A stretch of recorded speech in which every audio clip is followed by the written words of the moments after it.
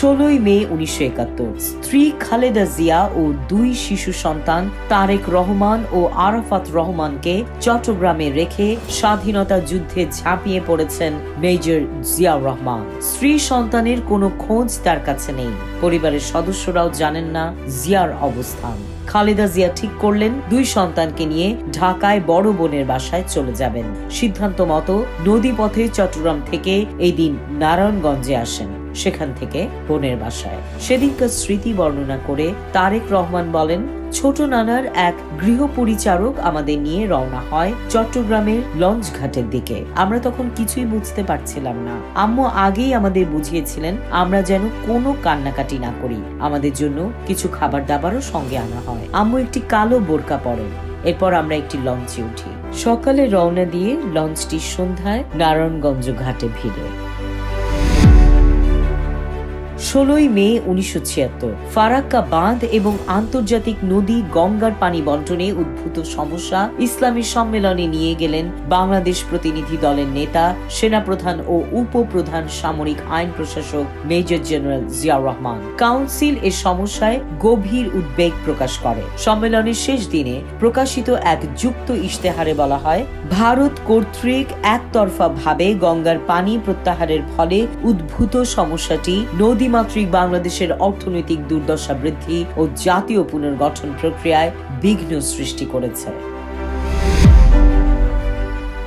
16 মে 1977 টাঙ্গাইলের নাগরপুরে স্বেচ্ছাশ্রমে নির্মিত একটি সড়ক উদ্বোধন শেষে আয়োজিত জনসভায় কৃষি উৎপাদন বাড়ানোর জন্য প্রয়োজনীয় সেচ সুবিধা সম্প্রসারণের উদ্দেশ্যে পলিভরাট নদী, খাল ও পুকুর পুনঃখননের কাজ হাতে নেবার জন্য জনগণের প্রতি আহ্বান জানান প্রেসিডেন্ট ও প্রধান সামরিক আইন প্রশাসক মেজর জেনারেল জিয়াউর রহমান। তিনি বলেন, দেশ গঠন ও অগ্রগতির জন্য আমাদেরকেই কঠোর শ্রম দিতে হবে।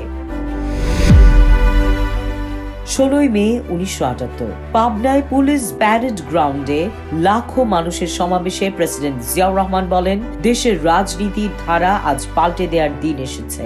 একে সম্পূর্ণরূপে বদলে দিতে হবে। আজকের রাজনীতি হবে কাজের রাজনীতি, অর্থনৈতিক উন্নয়নের রাজনীতি। অতীতের স্লোগান সর্বস্ব রাজনীতি, হত্যা ও লুটতরাজের রাজনীতির দিন শেষ হয়ে গেছে। তিনি বলেন, অতীতের সকল মতপার্থক্য, স্বার্থপরতা, বিদ্বেষ, হিংসা দূর করে জনগণকে একাট্টা করে এই কাজের ও দেশ গড়ার আন্দোলনকে সফল করতে হবে গণতান্ত্রিক প্রক্রিয়াকে। 16 মে 1979 প্রেসিডেন্ট জিয়াউর রহমানের সভাপতিত্বে বাংলাদেশ জাতীয়তাবাদী দল বিএনপির সংসদীয় দলের 3 দিন ব্যাপী বৈঠক শুরু হয়। দলীয় সংসদ সদস্যদের উদ্দেশ্যে বক্তৃতাকালে বেশ কিছু নির্দেশনা ও পরামর্শ প্রদান করেন তিনি।